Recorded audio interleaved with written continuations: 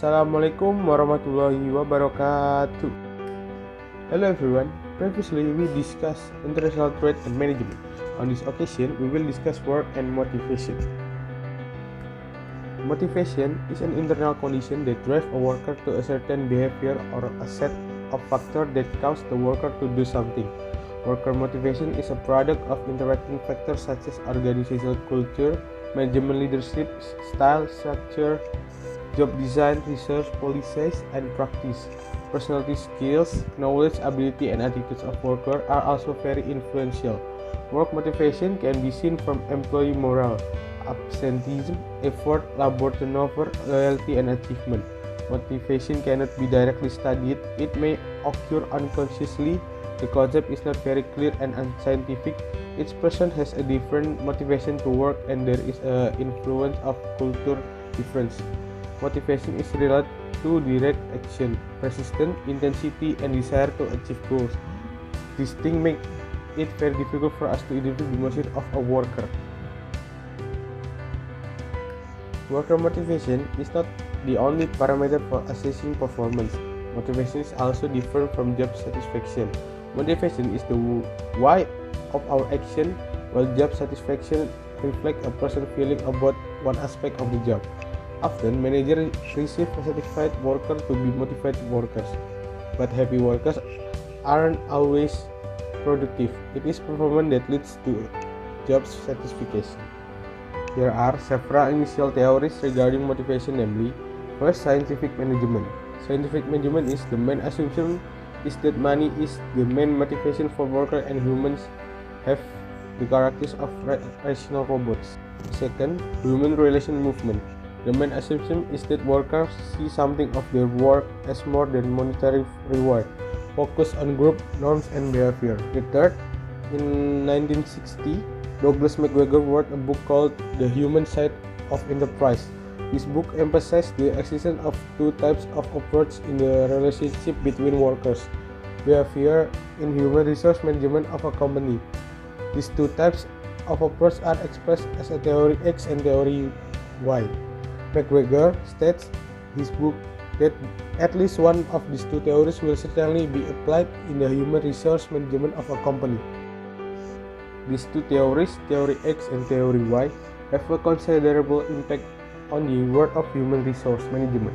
Each theory has built-in assumptions that impact on the attitude of management, in this case, the manager in treating their subordinates. Theory X and Theory Y, assumption and approach. McGregor explained that the approach used in Theory X are humans naturally dislike work. As a consequence, humans must be trained using disciplinary action in order to be willing to work hard and be controlled. The average person likes to be direct and dislike taking responsibility. They are only interested in focusing on meeting their basic needs at work. Meanwhile, Theory Y has an approach and assumption in the form of it is natural that man put his effort to live by working. Control and punishment are not the only ways to get people from well. A person will do well if they are committed to organizational goals and if the job is fun.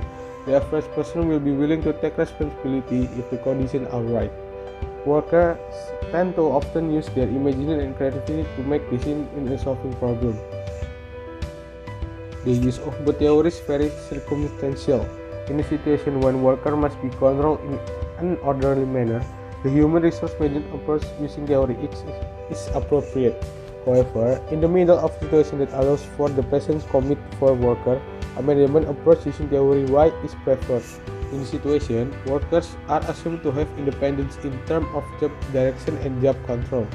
Some experts in the field of human resource management refer to Theory X as an autocratic or authoritarian management leadership style. Meanwhile, Theory Y refers to participatory or democratic management leadership style. And the next is work responsibility. Work responsibility refers to duties that people in certain positions should claim. This can refer to both laborious and social tasks. Recognizing and fulfilling one's responsibilities at work is generally regarded as an essential part of a strong work ethic. When a person is hired, the bargain generally is that she will receive a certain amount of compensation for completing certain tasks. In addition to those tasks, other things may be required of her. For example, if she is dealing with the public, she may need to display friendly and compassionate mannerisms. She may also be required to refrain from the use of drugs or intimate relationship with coworkers. The combination of these things is her work responsibility. In some instances, work responsibility cannot be fully outlined in an interview or during training.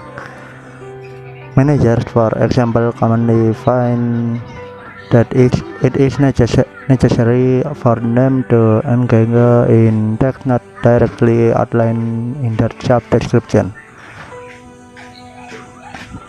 Acknowledging this responsibility and effectively performing such tasks is often essential to the continuity of business.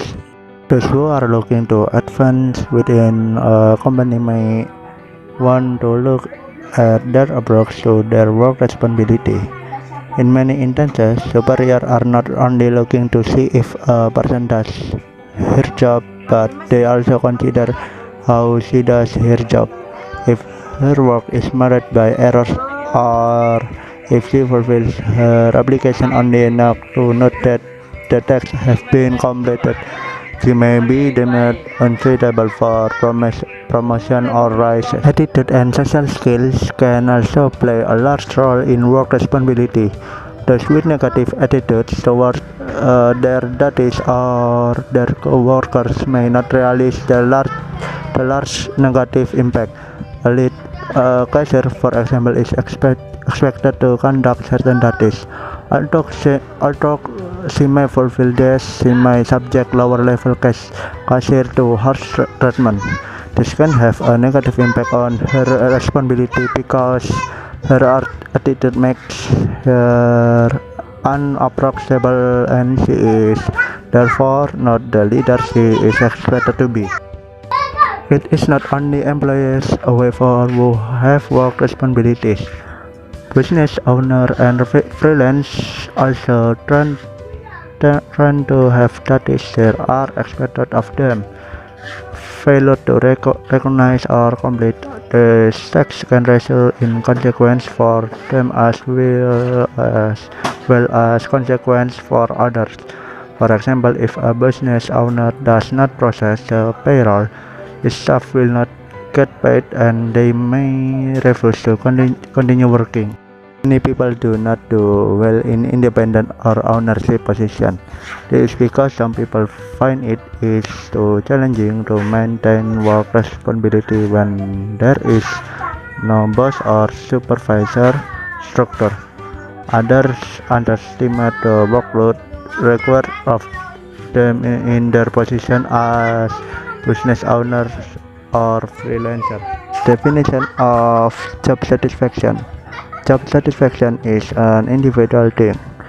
Each individual has a different level of satisfaction as defined by Gartner and Knigge, 2005.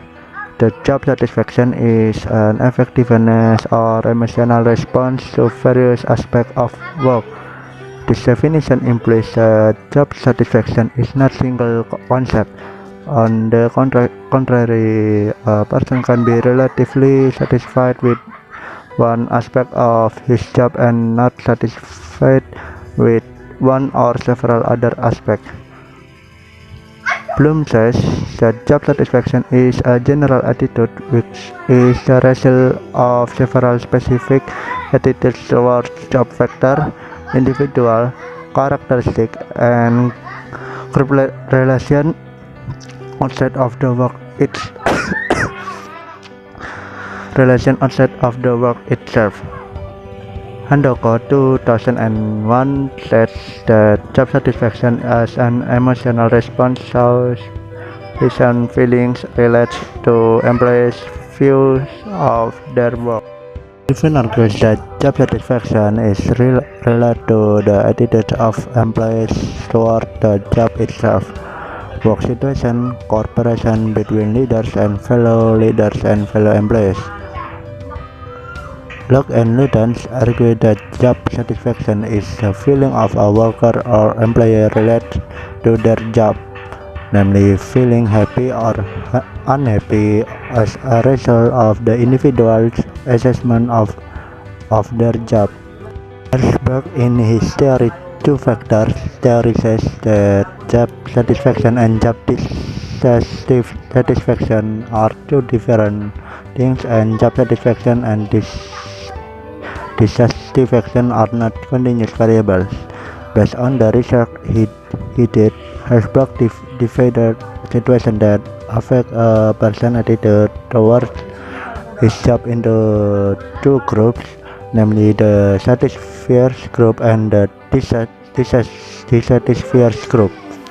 Satisfiers or motivator groups are factors or situations which he professes as a source of job satisfaction, consisting of achievement, recognition, work, responsibility, and advancement. Herzberg said that the presence of this factor can lead to satisfaction, but the absence of this factor does not always lead to dissatisfaction.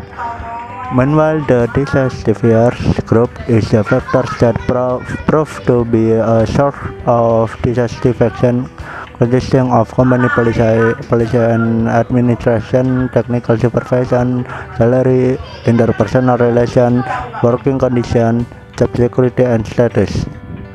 Improvement to this condition or situation will reduce or eliminate dissatisfaction,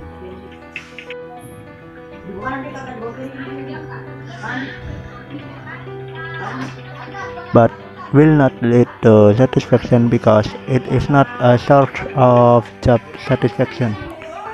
And the next factor affecting job satisfaction. Factors that affect job satisfaction will be identified by looking at several things that can lead to an incorrect job satisfaction, namely first, psychological